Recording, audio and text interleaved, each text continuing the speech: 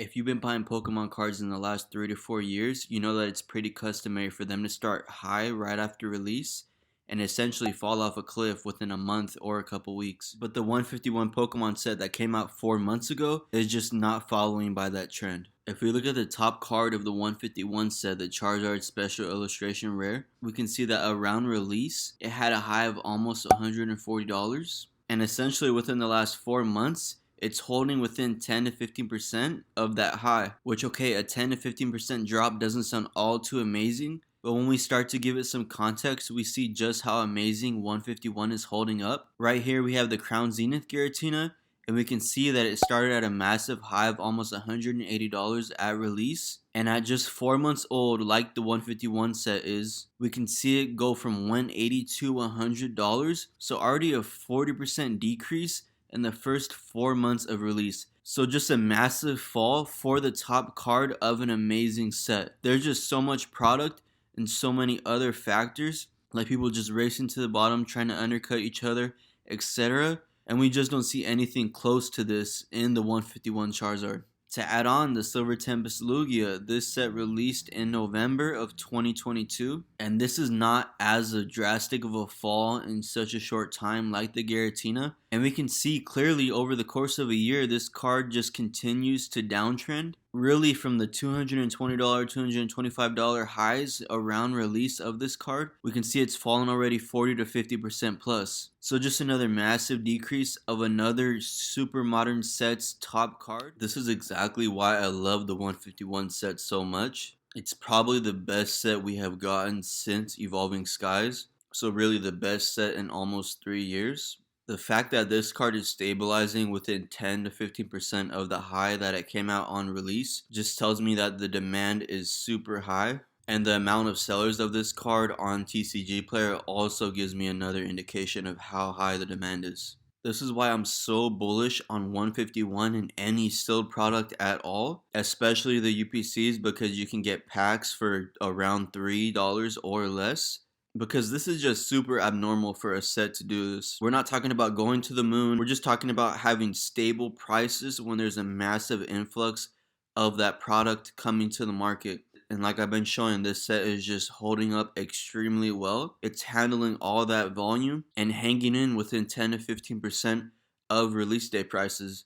And this is not the only example from 151. We also have the amazing top Blastoise card from this set. Around release day, this card is going for $50. And if we look at the price today, it is within 10% of the high around release day. So just another example of 151 stabilizing and not falling off a cliff. You know, when a brand new set comes out and if someone asks, hey, should I pick up this card? Should I pick up that card? You know, the common response from somebody who's been following the new sets for the last couple years will be, you should not pick those up for another couple months, okay? Just let those cards sit and they'll eventually fall drastically. They all start high, and that race to the bottom, you'll eventually be able to get a good price. Well, so far, that's not true for 151, okay? They're not falling off a cliff. They're not like old sets where you wait 3 to 6 months and you have an amazing price on a card that was extremely high at its release day. Okay, not saying that that won't happen for 151. I don't know the future, obviously. But so far, like I said, it's just not following that trend. I mean, the first set of Scarlet and Violet, we saw this in Merriam go for well over $100 at release. And its fall today is just massive. You can get a near mint copy for around $30.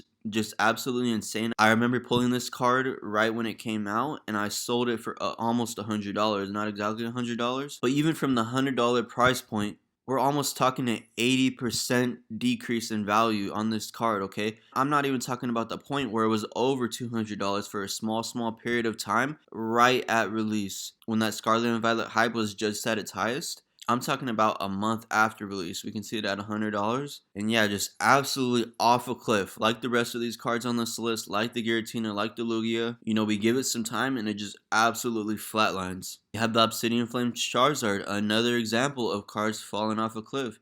It started extremely high around August, its release, well over $100, and today it's going for about mid-50s. Okay, you can get a near mint copy for around $50. So again, another massive decrease of 50% decrease on this Charizard card in Obsidian Flames, okay? Not the best set, definitely not even close to 151.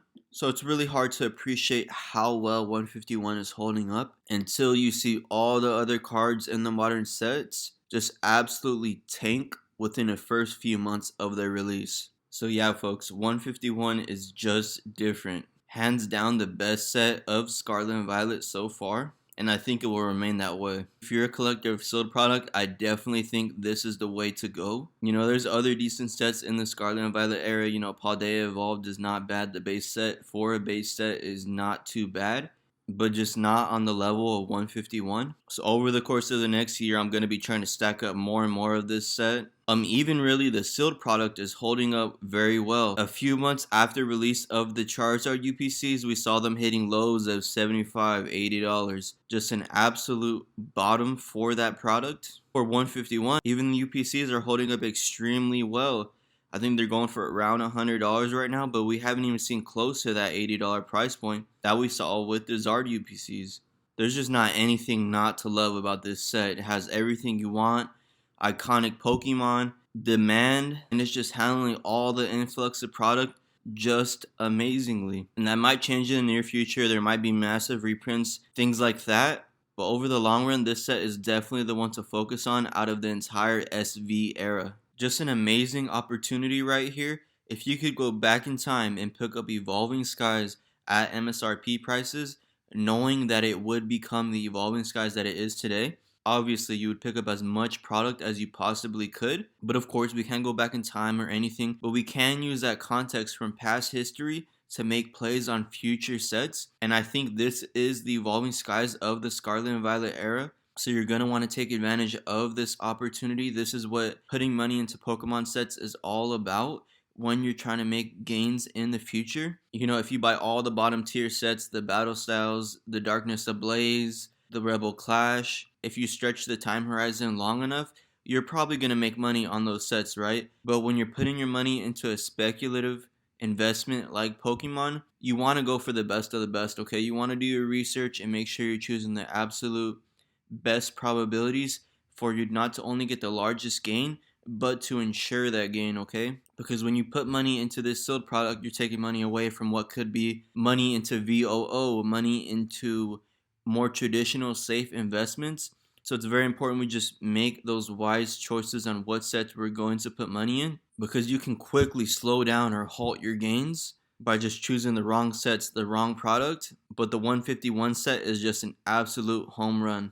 Sorry if the video was all over the place. I was really just trying to hit key points of the other modern cards falling off a cliff, and this card and the Blastoise not necessarily doing so. And there's actually many more examples of modern cards falling drastically, and there's more examples of 151 cards just holding up very well. So I know I only talked about 5 cards in total probably, and 2 of them being from 151, but really you can pull up probably a dozen if not more of top cards just getting destroyed, and you can't do the same for this set when we're talking about the higher end of it. But anyways, thank you for watching. I really appreciate it. Hope you have an amazing week. Take care.